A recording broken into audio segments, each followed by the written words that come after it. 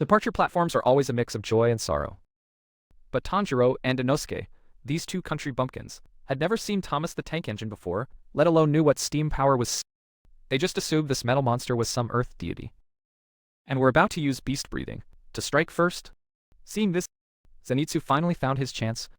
With mockery and disdain, but unexpectedly attracted security personnel's attention. Actually, the Demon Slayer Corps isn't an official organization, nor has it obtained government public certification. So, to avoid unnecessary trouble, everyone instinctively hides their Nichiren swords, and won't gather to discuss demons and such topics.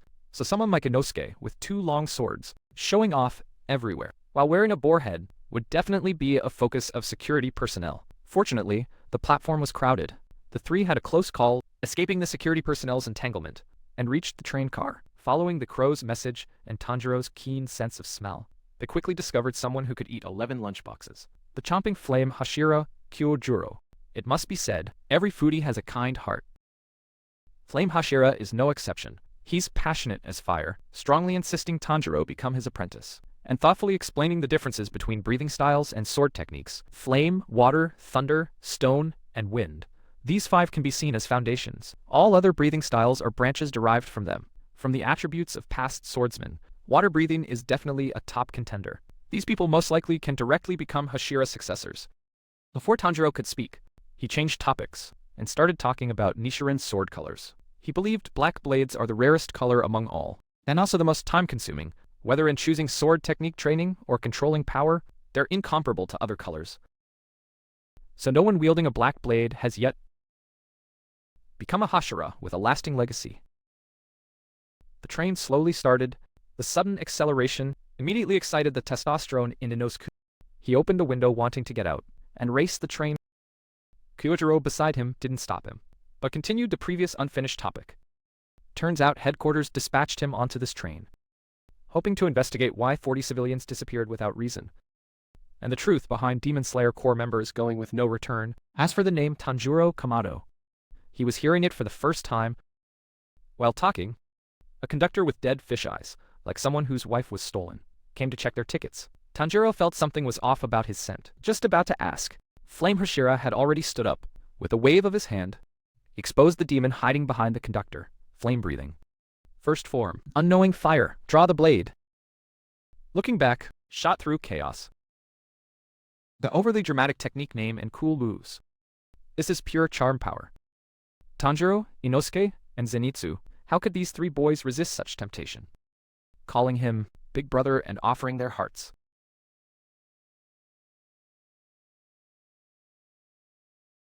The train continued forward. The repetitive jolting and constant noise made passengers gradually fall asleep. But who could have imagined this was actually Lower One's death puppet for everyone? That's right, his blood demon art has a sleep-inducing effect. During this time, if someone destroys the dreamer's spiritual core hidden at the dream's edge, then no matter how powerful the dreamer is, they'll be at anyone's mercy like a walking corpse. And Enmu, to successfully kill Tanjiro and others, first lured the conductor to check tickets, unknowingly triggering the blood demon art's sleep, then using sweet dreams as bait, ordered 4 children to enter dreams. Because only this way wouldn't alert the Demon Slayer Corps, and cause the plan to fail. The situation in the front car was just as he predicted. In the dream, Zenitsu held hands with Nezuko running through fields, happy and beautiful. Inosuke transformed into an expedition team leader, with 2 great subordinates. Even Nezuko obeyed him. Flame Hashira dreamed of his father who knew the world and placed all his passion in him. Of course, Tanjiro, also yearning for family, unsurprisingly dreamed of his mother and family. Here are, at this moment, as if all disaster had never happened. Meanwhile, brainwashed by Lower One Enmu, the 4 puppet children relied on their living breath to enter the Demon Slayer's spiritual core successfully. The ponytail girl struck first, raising her blade to destroy Flame Hashira's spiritual core. At the critical moment, Flame Hashira, while completely separated in body, instinctively sensed danger in reality, and grabbed the girl's throat. However, due to the blood demon art and subconscious double restraint of not being able to kill humans, the two fell into a tense struggle. Flame Hashira accidentally knocked over Nezuko's box. The door slowly opened. What is cute? What is love? Nezuko shows you with actions. She looked left, right, up, and down. All the boys here are so strange. She shook Tanjiro hard, trying to wake her brother, but Tanjiro just kept sweating, showing no signs of waking. Little Nezuko was desperate. Without thinking, headbutted him hard. Ironhead girl is truly Ironhead. But this actually had some effect. Tanjiro in the dream gradually regained consciousness. He saw his Nichiren sword, saw his Demon Slayer Corps uniform, saw his mother, saw Nezuko, and the dream. It's a dream. No matter how beautiful, it's just an illusion. Tears in his eyes, with gratitude and apology to his family, he ran forward with all his might. But the situation wasn't optimistic. To find an exit in the dream world, there are only two ways: either find the invader, or destroy the person or thing binding you. Enmu was no fool either. He had already planned everything before acting. First, the invaders. He chose 4 unidentifiable ordinary humans.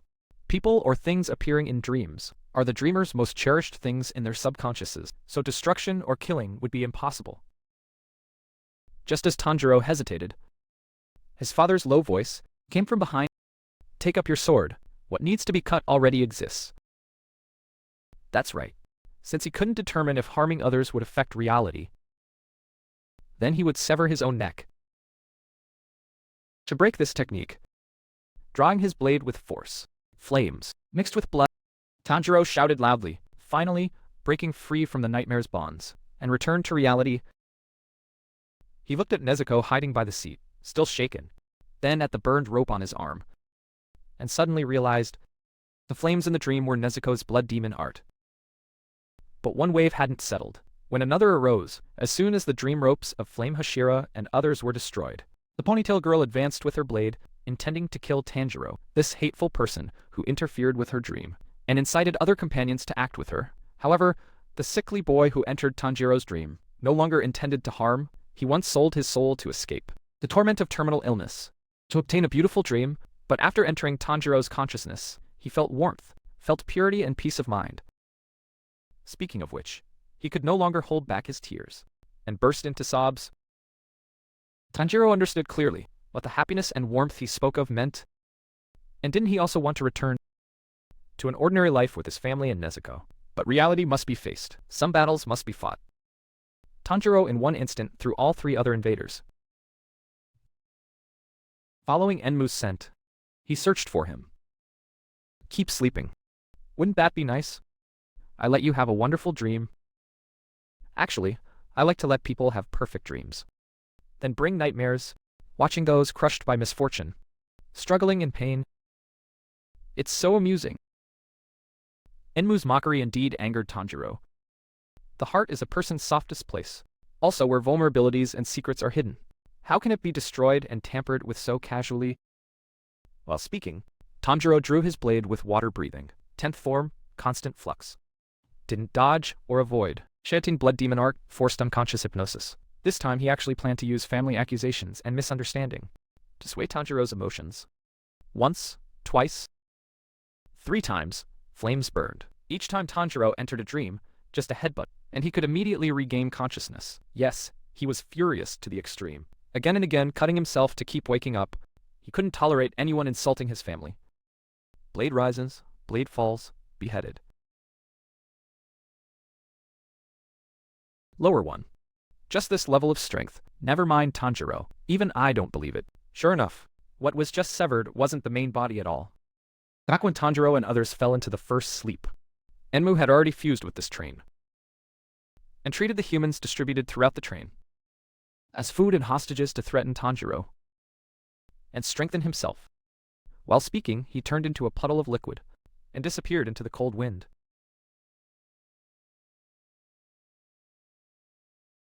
Alright, that's all the content for this episode. What will be the outcome of Tanjiro's battle with Lower One Enmu? What disaster will Flame Hashira encounter? Can Nezuko marry me? Let's wait and see in the upcoming story together. In the previous episode of Mugen Train, Lower Moon One Enmu received orders from Muzan, first using his blood demon art to trap Tanjiro and others in dreams, buying enough time, then transforming into countless flesh and blood, fusing with the entire train, and using passengers' lives as hostages to present the Demon Slayer Corps' heads to Lord Muzan. The story unfolds from here. The entire train is a demon. The entire train is a demon. Hearing Tanjiro's shout, Inosuke was shocked. His whole forehead started shaking. Just as I thought. So I'm completely qualified to be the boss. Beast breathing, fifth fang, crazy cutting. He wildly slashed at the tissue, growing madly in the car, still muttering, demanding civilians submit and praise him. Nezuko wasn't idle either, assisting from the side, wanting to help her brother, but two fists can't beat rotten flesh. Enmu. This demon thing was really too despicable. Actually using tentacles to wrap around little Nezuko's limbs? Intolerable. With my 2-coin reward, an extremely handsome voice descended from heaven. Thunder breathing. First form, thunderclap and flash. Nezuko. I will protect you, Zenitsu said handsomely, sheathing his blade.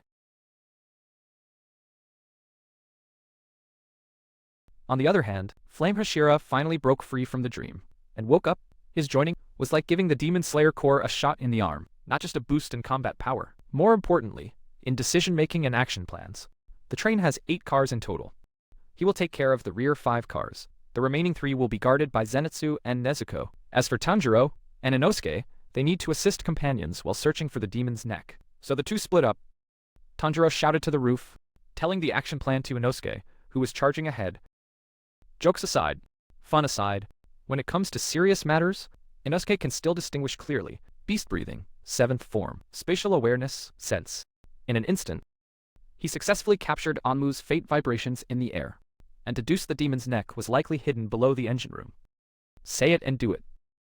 That's Inosuke's way.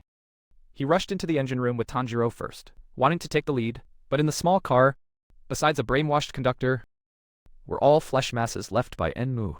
Inosuke's blades, horizontal cuts, vertical slashes, forceful chops, still couldn't match the enemy's defense. At this critical moment, a water pattern unfolded from the void, water breathing, 6th form, whirlpool. However, Onmu's growing flesh was like cancer in the human body. The more you cut, the more it grows. But as the saying goes, heaven creates all things. All things generate and restrain each other. Flame Hashira's support skill. This seemingly invincible demon meeting Tanjiro was his destined calamity. His source hidden at the train's bottom was discovered by Tanjiro due to its abnormal scent. Inosuke couldn't tolerate this. How could the boss fall behind his subordinate? Drawing his blades, beast breathing, 2nd fang, slice. Ah! A cervical bone connecting the cars was exposed. Tanjiro struck down hard at the gap.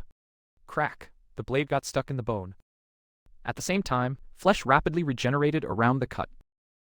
1 strike, 2 strikes, 3 strikes, full force attacks. Tanjiro understood. With just one person's strength, he couldn't sever this bone and flesh, so he gave Inosuke orders to cooperate. One person cuts the flesh.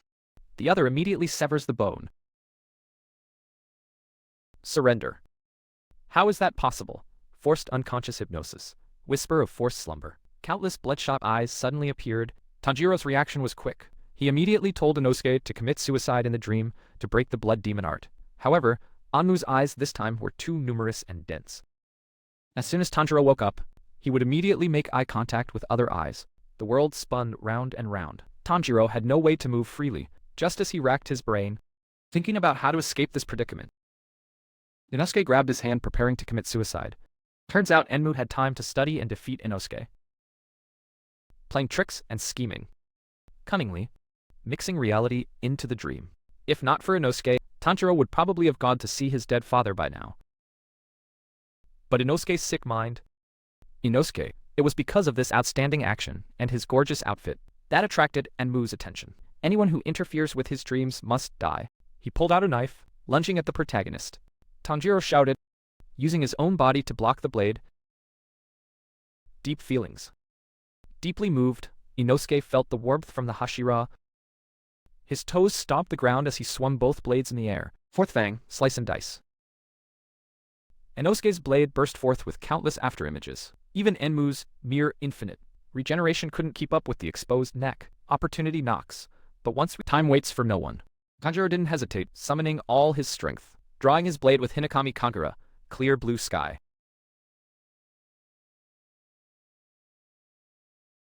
In an instant, Onmu's neck was severed. The train began shaking violently. At this life-or-death moment, Tanjiro didn't care about his own safety at all. His mind was full of his companions. With a huge crash, The train overturned. Fortunately, the cars were filled with Enmu's bouncy, rotten flesh. Everyone escaped safely. After getting off the train with a knife wound in his abdomen, Tanjiro's first words were actually asking about the possessed conductor, even asking Inosuke to rescue him. As you command, boss. Though Inosuke was full of frustration, he couldn't lose his temper in front of his subordinate. Patting his chest, he agreed to Tanjiro. On the other side, Enmu with his neck severed, his body gradually began dissolving. I've often heard people say, when death approaches, one's words are kind. But Enmu seemed not to fit this saying. Before death, he didn't think of repentance, but of resentment. Resenting Inosuke's astonishing strength, resenting Zenitsu for swinging his blade so fast even while dreaming, resenting Nezuko for being a demon, yet interfering, resenting Inosuke's forest king-like abnormal senses. But what annoyed him most, the culprit behind this mission's failure, was Tanjiro, who saw through his blood demon art. He couldn't understand why, despite using so much of Muzan's blood, he still couldn't match the Upper Moon's. He really wanted to do it all over again. But reality is reality, not a dream. After the battle ended, everyone sat down, adjusting their breathing, preparing to heal their injured bodies. Suddenly, an explosion rang out. Appearing with the roar was Upper Moon Three Akaza. This guy was truly ruthless with few words, immediately striking at Tanjiro's vital point. Flame Hashira's reaction was extremely quick. Flame breathing, second form, rising scorching sun. This strike was perfectly balanced in force. If it were anyone else, they'd surely be cut in two, but Akaza was truly formidable, using his right hand output and both feet to push back. He avoided the fatal blow from Flame Hashira's blade. He licked his wound with his tongue. A satisfied smile appeared on his lips. That's right. Strong fighters always need some mutual praise before clashing. Life and death, human and demon, naturally, became the focus of their dialogue, or rather the point of mockery. Akaza believed time determines whether one's strength is powerful. The most critical point, with a few hundred or thousand years, even the weakest, through constant training, can become stronger. But weak humans often can't overcome birth, aging, sickness, and death. Forever young, so pitiful and lamentable. Speaking of which, he extended an olive branch to Flame Hashira, hoping he would become a demon too. That way, Akaza would have a good playmate. Such a bold and creative idea is truly rare. Flame Hashira brushed his hair, recalling and saying, aging and death are the beauty of fleeting human beings. Because we age and lose things, that's why we're so lovable and precious. Strength isn't a word that only refers to the body. No matter what the reason, I will never become a demon. Since negotiations failed, then only battle remains. Akaza formed a hand seal. Blood surged. Snowflake formation instantly deployed. Destructive death. Compass needle. This technique seems simple, but it's the core of Akaza's blood demon art. Once activated, his evasion ability rises to near perfect state. The next second, Akaza appeared beside Flame Hashira, punching toward the void. Destructive death. Air type. How could Flame Hashira not know this move's power? Immediately reversing his blade, using himself as center, swinging a vortex of flames, dissolving the attack, flame breathing, fourth form, bluing flame undulation. It must be said, after several rounds, though neither side gained any advantage, if Akaza kept maintaining distance in this tug-of-war battle, then Flame Hashira as a close combat fighter would surely be worn down. Understanding this, he flashed forward, closing distance, faced the storm, just about to succeed. Unexpectedly, he suddenly turned and shouted in midair, "Don't move. If the wound opens, it will be fatal. I command you to wait for the right moment." Who would have thought in such an intense life-or-death battle, Flame Hashira could still care for his comrades, not hesitating to risk being counterattacked. To warn Tanjiro and others, this big brother is truly too warm-hearted. In contrast, after Akaza avoided Flame Hashira's fatal strike, he was overjoyed, not because he escaped death, but because he discovered Flame Hashira's strength, so strong it was suffocating. It excited him. The battle continued. Flame Hashira's feet barely touched the ground. Another leap. Flame breathing. Fifth form. Flame tiger. Using defense as offense. Destructive death. Disorder. Alright, that's all the content for this episode. The clash of perfectly honed martial arts. What will the result be? Can Flame Hashira defeat Upper Moon Three Akaza? Let's wait and see together in the upcoming story. I love you all. Goodbye. Thank you for watching. In a previous episode, Tanjiro and Inosuke together severed Lower Moon One Enmu's neck. But just escaping the tiger's den, they entered the wolf's lair. The next second they encountered Upper Moon Three Akaza's sudden attack. To protect his comrades, Flame Hashira chose to step forward. This episode's story unfolds from here. Flame Hashira gripped his Nichiren sword. Fighting in opposition, whether in condition or breathing rhythm, he had already started showing disorder, while Inosuke stood foolishly on the side in a close-range observation state. It wasn't that he didn't want to help but those two were too fast, and showed no openings. If he forcibly approached, it would definitely distract Flame Hashira, and cause problems. It must be said, the desperate battle just now seemed like they were going back and forth. Flame Hashira indeed struck Akaza's chest with his Nichiren sword. But humans and demons are fundamentally two different creatures. For demons, as long as the neck isn't severed, no matter how severe the bodily damage, they can quickly recover. Humans are different, not only limited in stamina, the body cannot self-repair. Like Flame Hashira now, left eye destroyed, ribs shattered, internal organs all damaged from the shaking. To survive in this condition, probably only as Akaza said, become a demon. Given life, who would choose death? But Flame Hashira has his own mission, his own beliefs. Become a demon? Don't be ridiculous. I will fulfill my duty. I won't let anyone here die. Tonal concentration. Flame breathing. Secret technique, 9th form, Rengoku. In an instant, Flame Hashira's entire body was engulfed in scorching flames. The Nichiren sword erupted with a roar. At the same time, both feet stopped the ground, like a meteor charging at Akaza.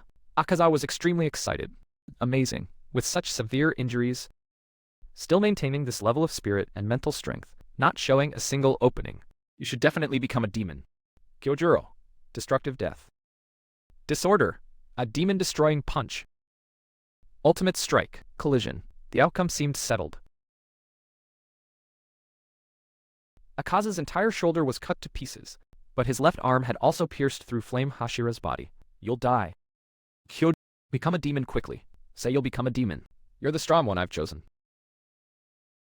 The heart-wrenching shouts made Flame Hashira recall a conversation with his mother before she passed. Back then, his mother asked him a question. Why was he born stronger than ordinary people? Kyojuro's mother used this simple question to teach him how to use his power, how to become a proper person. Those born with talent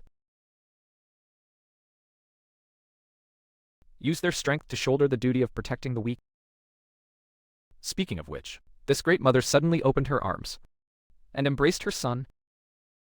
Yes, before leaving this world, all she could leave Kyojuro was this conversation. Or perhaps she wanted to truly feel once more Kyojuro's warmth and heartbeat. She cried. She cried. In reality, Flame Hashira used all his strength, swinging his blade at them. That's right. He would fulfill his mission. He would give this honor to his mother, Akaza. Couldn't believe it. A dying person could still burst forth such powerful willpower. No more trying to convince Kyojuro to become a demon. Saving his own life was what mattered now. He quickly healed his wound, striking with his left arm. Determined to kill at close range, Kyojuro caught it with his other hand. The two fell into a deadlock. Facing the opportunity Big Brother bought with his life, how could Tanjiro hold back? Enduring his abdominal pain, he and Inosuke charged forward. Seeing Dawn's light about to break, Akaza was truly afraid this time. He feared Kyojuro's eyes more terrifying than an Asura demon. Even more, he feared being reduced to ashes. At this life-or-death moment, he chose to sever both arms. A second before sunlight hit his body, he fled into the forest. Tanjiro rushed desperately, but had injuries, was ultimately a step too late. In desperation, he threw his Nichiren sword with all his might. The blade pierced through Akaza's body. But what use was that? Couldn't stop Akaza from leaving, nor cause him any harm. Akaza found it strange too. This foul-mouthed person behind kept saying something about, "Don't run away." This fool. Was his brain not quite right? I was obviously avoiding the sun, not running away. Besides, isn't defeat obvious enough? Rengoku Kyojuro suffered so many fatal injuries, at most 30-40 minutes before dying from exhaustion. The Demon Slayer Corps has already lost. Just thinking this, Tanjiro suddenly roared forward. The Demon Slayer Corps has always fought in the night you demons control. Everyone has flesh and blood. Humans can't heal when injured. Lost limbs cannot be restored. Don't run. You bastard, you coward. Compared to someone like you. Rengoku-san is far more amazing, much stronger. Rengoku-san didn't lose. He didn't let anyone die. He fought to the very end. Protected to the very end. You're the one who lost. Rengoku-san is the victor. At the same time, dawn's light broke through the darkness, bringing light to the earth. Looking at this lovable, pure, warm back, a gentle smile appeared on Kyojuro's pale lips. He slowly curled up his body, using his life's last few minutes to tell Tanjiro something he remembered in his dream. In his childhood, his father would often read alone. A book compiled by generations of Flame Hashira, so ancient it could be traced back to the Demon Slayer Corps' founding. So he suggested Tanjiro personally visit his old home. Perhaps he could find information about Hinokami. Kagura. Also, he had an unreasonable request. He hoped Tanjiro would tell his brother Senjuro to follow his heart and walk the path he believes is right. Tell his father to take care of himself. And he believes Nezuko is the Demon Slayer Corps' hope. Because he saw that girl shed her blood. To protect passengers, risking her life, fighting demons on the front lines, Tanjiro was already sobbing. Desperately pressing on Kyojuro's wound. But anyone could see. This had no effect at all. Kyojuro waved his hand. Hold your head high and live on. Even if crushed by your own weakness and powerlessness, you must ignite your fighting spirit, grit your teeth, and move forward. Even if you stop, turn back or crouch down, humans will not wait for you. Don't grieve for my death. As a Hashira, it's natural to protect the juniors. Any Hashira would do the same. We won't let new sprouts be plucked. Kamado boy. Boar boy. Yellow-haired boy. Continue to grow. And then become proud Hashira of the Demon Slayer Corps. I believe in you. Slowly, Kyojuro closed his eyes. Mother, did I do well? Did I do what needed to be done? Fulfill what needed to be fulfilled? News of Rengoku Kojuro's death soon reached his hometown and Demon Slayer Corps headquarters. Some were sad, some were angry. Some couldn't believe it. Some accepted it calmly. Must be said, 200 ordinary passengers, not one died. 3 Demon Slayer Corps members, though injured, were not seriously harmed. Kyojuro, you did it. Everything you could do.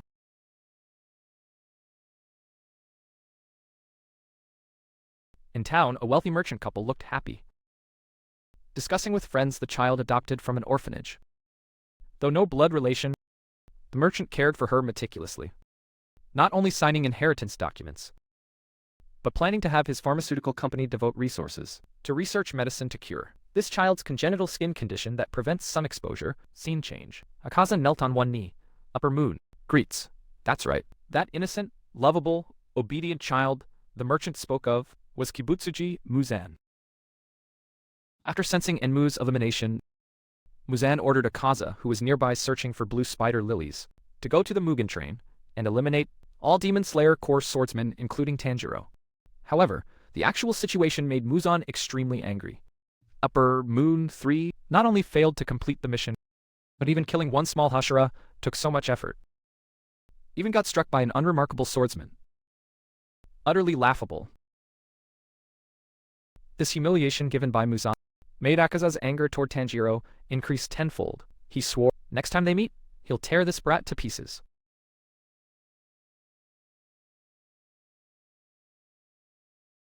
On the other side, Tanjiro, following Rengoku-san's last wish, personally arrived at his hometown, but not only couldn't find information about Hinokami Kagura, he also clashed with Kyojuro's father. This bleary-eyed man immediately disparaged his son, saying he had no talent and was extremely foolish, even saw his son's death as a kind of relief. During their heated argument, Tanjiro's Hanafuda earrings caught his attention. Turns out sun breathing was the earliest born breathing style and the strongest technique. All other breathing styles were merely poor imitations of it. But the family head seemed to have unique views about those who possess this technique. Anger, sorrow, even comparing Tanjiro to small and attacking him. It must be said, this became the last straw for Tanjiro. He suddenly exerted force. With a spinning headbutt knocked down Kyojuro's father, the farce finally came to an end. After that, Tanjiro searched everywhere, finding the book compiled by 21 generations of Flame Hashira. However, its contents had all been torn out by Kyojuro's father. But Tanjiro wasn't discouraged. He felt the reason he couldn't master Hinokami Kagura was his own fault. Of course, training has no shortcuts. Must take one step at a time, gradually moving forward. No matter how much pain and unwillingness ahead, he must become as strong a Hashira as Kyojuro. Before leaving, Tanjiro gave Tanjiro the sword guard from Flame Hashira's Nichiren sword. This is inheritance, and trust. And that bleary-eyed man, that seemingly heartless father, soon after Tanjiro left, holding his sake jar, called out his son Kyojuro's name alone. Yes. What father in the world truly doesn't care about his son? He only kept his tears for himself. That's all the content for this episode. What purpose do blue spider lilies serve for Muzan? What difficulties will Tanjiro and the Hashira encounter? Let's wait and see together in the upcoming story.